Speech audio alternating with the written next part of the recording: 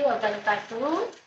Apa kabar semuanya? Semoga semua dalam keadaan sehat dan semua.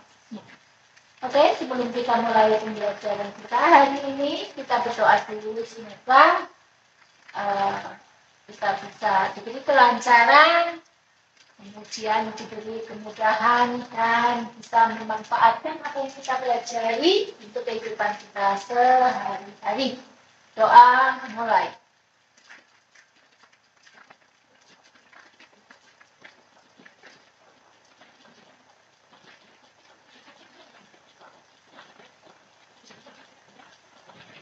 Berdoa selesai.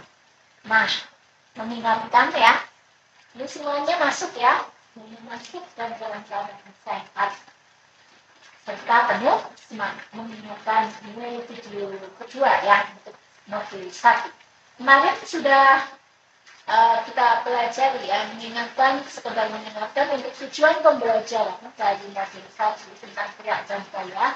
Setelah belajar ini diharapkan tujuan pembelajaran tercapai. Apa tujuan? Yang pertama adalah bisa menyebutkan kesalahan yang berkaitan dengan gerak lurus, kemudian menjelaskan karakteristik macam-macam gerak lurus, memahami struktur dan fungsi sistem pada makhluk hidup, menjelaskan hubungan antara gaya dan gerak, mengidentifikasi hukum 1, hukum 2, dan hukum 3.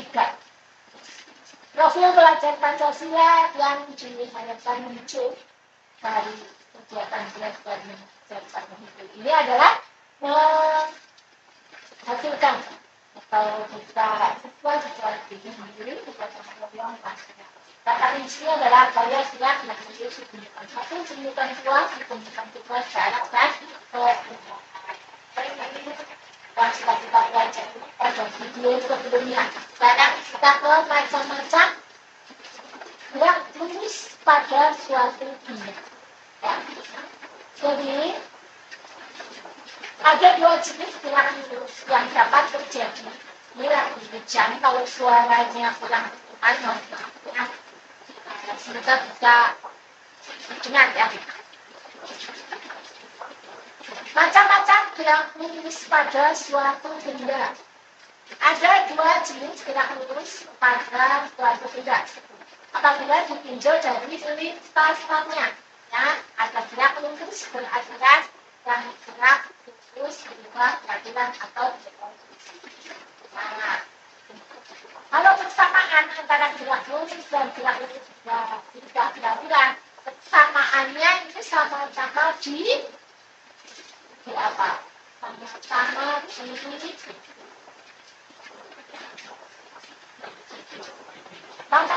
lintasannya. Lintasannya yaitu berupa lintasan yang lurus. Itu persamaan. Nah, kalau perbedaannya, kita lihat perbedaannya. Kalau pada BLG itu kecepatannya konstan atau tetap. Kecepatannya konstan. Tapi kalau pada GLDB itu nanti kecepatannya berubah. Ya. Kecepatannya berubah. Kalau persamaan antara GLB, gerak lurus beraturan, dan GLDB sama-sama lintasannya lurus. Tapi kalau gerak lurus beraturan itu kecepatannya tetap, tidak ada perubahan kecepatan. Tapi kalau gerak lurus berubah beraturan, nanti ada 2, gerak lurus cepat dan cepat. Sekarang kita ke gerak lurus beraturan dulu ya. Gerak lurus beraturan atau BLB merupakan gerak lurus dengan kecepatan konstan. Kelajuan pada gerak lurus beraturan BLB sulit dibedakan dengan kecepatan karena lintasannya lurus sehingga jarak dan perpindahan juga sama. Nah, ini untuk ilustrasi saja untuk gerak lurus beraturan. Kan lintasannya lurus ya. Karena lintasannya lurus, maka antara jarak dan perpindahan nilainya sama. Misalkan ini benda dari titik A bergerak ke titik B, kemudian bergerak ke titik C, ya, ke titik C. Misalkan ini 1 meter, ini 1 meter. Maka kalau ditanya jaraknya berapa, ya berarti 1 ditambah 1. 2 meter. Perpindahannya berapa? Jarak dan perpindahan lambangnya sama ya. Ini untuk jarak, ini untuk perpindahan. Perpindahannya juga sama, dari A sampai ke C sama-sama 2 meter. Nah, itu untuk jarak dan perpindahan pada benda yang bergerak lurus. Karena baik perpindahan maupun jarak nilainya sama, maka pelajuan dengan kecepatan nilainya juga sama. Ya. Anak kecepatan kan, ini kecepatan ya.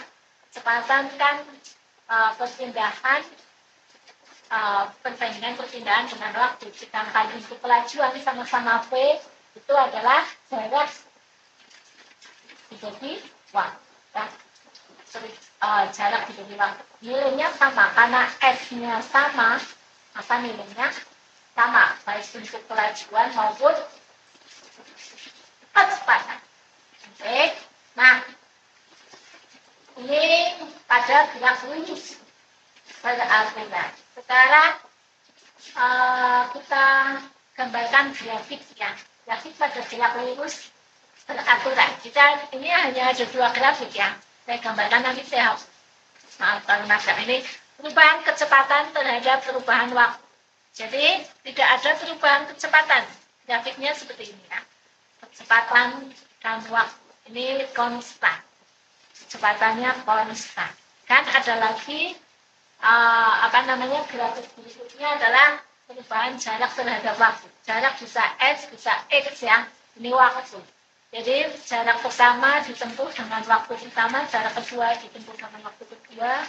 Ini pada detik ketiga saat sudah sampai di posisi X. Jadi ini adalah grafik untuk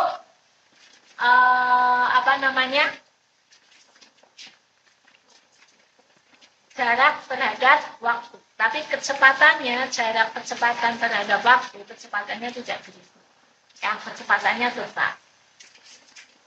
Nah, ini perubahannya ini kan selalu tetap ya, perubahan kecepatannya. Misalkan ini 1 meter ya. Ini 1 meter, ini 2 meter, ini 3 meter, ini 1 sekon, ini 2 sekon, ini 3 sekon. Nah, kecepatannya kan tetap jarak bagi waktu. 1 bagi 1 meter per sekon. Nah, ini juga 2 dibagi 2, 1 meter per sekon. P-nya tetap atau konstan. Tetap. Gambarnya seperti ini, tidak ada perubahan kecepatan. Ini adalah grafik jarak terhadap waktu. Ini grafik kecepatan terhadap waktu. Paling digambarkan ada 2. Oke, sampai di sini bisa dipahami. Sekarang kita lanjut ke gerak lurus berubah beraturan. Kita habis di yang kita.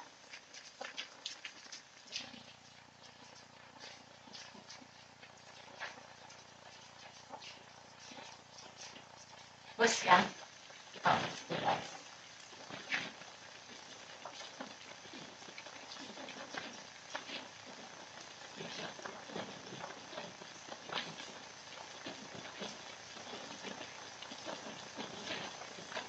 Sekarang kita ke gerak lurus berubah beraturan.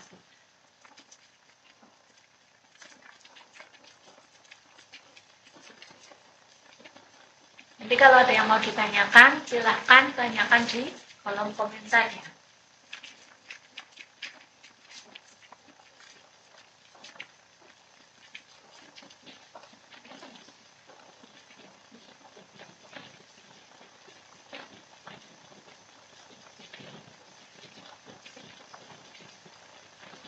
Gerak lurus berubah beraturan atau GLBB. Gerak lurus berubah beraturan atau GLBB dapat didefinisikan sebagai gerak benda pada lintasan lurus dengan percepatan tetap.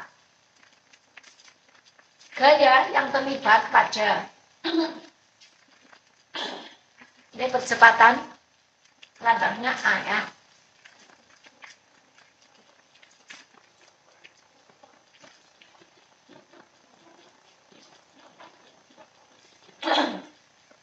Tadi percepatannya tetap untuk GLBB.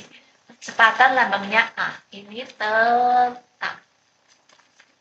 Yang berubah apa? Yang berubah kecepatannya berubah. Kecepatan berubah.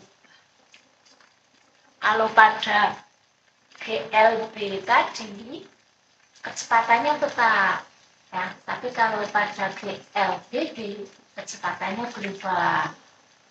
Kecepatannya tetap, ya.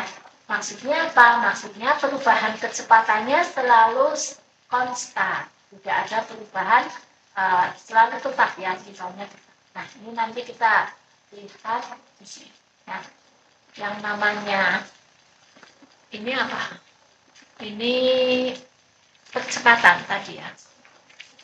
Nah, percepatan yang lambangnya A. Nah, ini adalah perubahan kecepatan terhadap perubahan waktu. Jadi konstan di sini, perubahan konstan atau tetap untuk percepatan. Tapi yang berubah nanti adalah kecepatannya, ya. Tapi perubahannya itu terlalu tidak pokoknya perubahannya teratur, ya, perubahan kecepatannya. Makanya dituliskan berubah tapi beraturan. Kalau berubahnya tidak beraturan, maka dia bukan gerak lurus berubah aturan. Jadi syaratnya adalah dia harus lintasannya lurus dan perubahannya beraturan. Ini untuk GLBB. Nah, sekarang gaya yang terlibat adalah gaya gravitasi atau kecepatan gravitasi. Gaya gravitasi menyebabkan gerak lurus berubah beraturan dapat dibedakan menjadi dua, yaitu gerak lurus berubah beraturan dipercepat dan gerak lurus berubah beraturan diperlambat. Ya, jadi ini ada dua, GL, D, ada dua. Yang pertama adalah yang kecepatannya bertambah, yang kedua yang kecepatannya berkurang. Ya. Nah, GLBB, gerak lurus yang pertama, gerak lurus dipercepat beraturan adalah gerak lurus beraturan yang memiliki kecepatan bertambah. Ini bertambah, ya, ini plus, ini berkurang. Semakin lama kecepatannya semakin besar, tapi beraturan. Ingat, tapi beraturan. Nah, kalau gerak lurus berubah beraturan diperlambat, maka semakin lama semakin lambat untuk kecepatannya. Tapi melambatnya juga beraturan. Nah, ciri-ciri gerak lurus dipercepat beraturan adalah kecepatannya tetap, kecepatannya bertambah secara beraturan dan lintasannya berubah seluruh. Ya, jadi lintasannya lurus dan perubahan kecepatannya juga beraturan. Contoh, gerak lurus dipercepat beraturan adalah benda yang jatuh bebas, buah apel yang jatuh, dan gerak mobil saat mulai jalan. Ya. Nah, ini adalah contoh. Jadi, apel yang jatuh semakin ke bawah karena gaya gravitasinya semakin besar, otomatis semakin jatuhkan ke bawah, ya, semakin ke bawah dia semakin cepat. Misalkan ini apel, ya, apel. Nah, dia jatuh semakin lama dia akan semakin cepat sebelum dia menyentuh ke tanah, ya.